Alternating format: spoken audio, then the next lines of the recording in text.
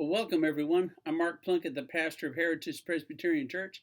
This is our Wednesday devotional for the week of December 6th through the 11th, 2020. And since we're getting a little bit close to Christmas, I think I want to tell you a Christmas story. And it's a real one. It happened to me. And it was the year that I learned that it really is more blessed to give than it is to receive. I was 17 years old and I was a janitor in a dime store in a mall in Chattanooga, Tennessee. Now, a dime store is a cheap little store, kind of, I guess the equivalent today would be a dollar store, but in 1974 it was a dime store.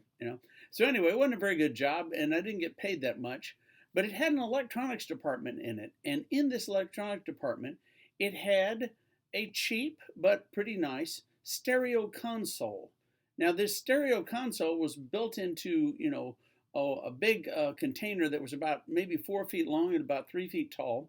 And it had a record player in it and a tape deck and an AM/FM radio. And it was kind of nice. And so I thought, you know what, if I work hard enough and I can pay that off over time and I could give it to everybody for Christmas. So I kept it a complete secret. And every week I put it on layaway and I would put a little bit of money down every week. I didn't get paid much to begin with, but I wanted some money left over every week to be able to go out with my friends. So I kept doing it. Boy, I was faithful about it. Then we got close to Christmas Eve and I started thinking, how am I going to get this thing home? I had a Volkswagen Beetle and it wouldn't fit inside. So I figured what I would do is tell my dad, hey, I can't get my car started. Can I borrow your car? Because he had a hatchback and I knew I could get it back there. That part of the plan worked too well. I actually could not get my car started that day. So anyway, I get his car.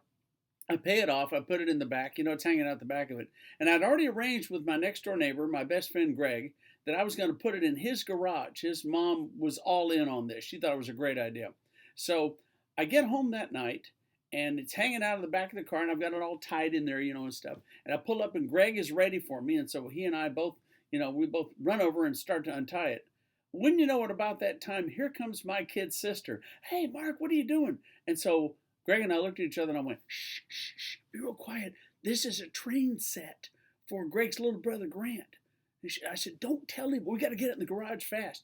Lucy actually helped us take it out of the car and put it in the garage and hide it.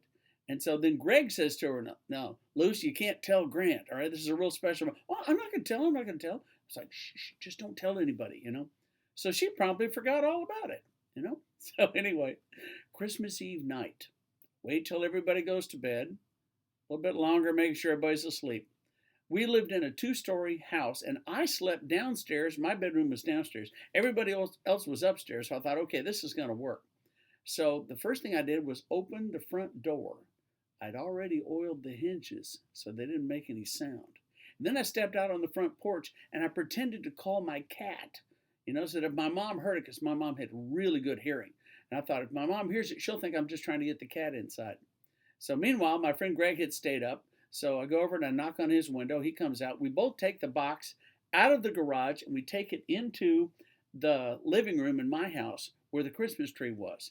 Now, by this time, we'd already taken the box and cut it to where you could just lift the top of it off like that, and we wrapped the box up too, right? And inside the console, I had a record for each person in my family, my 2 sisters, my mom, and my dad, separate records for each one of them. That was part of the layaway. So I put it all in there, and then Greg goes back home, and I thanked him for helping me and so forth, and I go to bed. Next morning, my little sister comes running. Mark, there's a giant present from Santa in the living room. Mark, get up. And I'm like this. For a minute, I couldn't remember what was going on. I had done it, and I couldn't remember. So I walk in the living room, and there's this gigantic box. And so we had to wait for my mom to wake up. Everybody, including my dad, thought that my mom knew what was going on. I played completely innocent, Mom gets up, she comes staggering out, she's got coffee. She takes one look at the box and her eyes get real big. And everybody says, Mom doesn't know what's going on. And I couldn't wait any longer. I started laughing. Everybody looks at me and I said, Merry Christmas, everybody. And I go over and I pick up the box and I take it off this thing. And here is this stereo console. And everybody's just staring at it. They can't believe I've done this. I fooled everybody. Then I open up the inside, I lift up the lid, and I handed each one of them a record album. I said, Merry Christmas, And then I got all the questions, how did you do this? And where'd you get it? And how'd you pay? And all this. Well, we sat down, we had breakfast, and I told them the whole story. And folks, that's one of my favorite Christmas memories. I have no idea what I got for Christmas that year. I don't remember. I honestly don't remember. But I remember hearing in my head that phrase, it's more blessed to give than receive. And it's in the book of Acts. It's there. Paul is talking, and he says in chapter 20, in all this, I have given you an example that by such work we must support the weak, remembering the words of Jesus Christ. For he himself said, it is more blessed to give than to receive.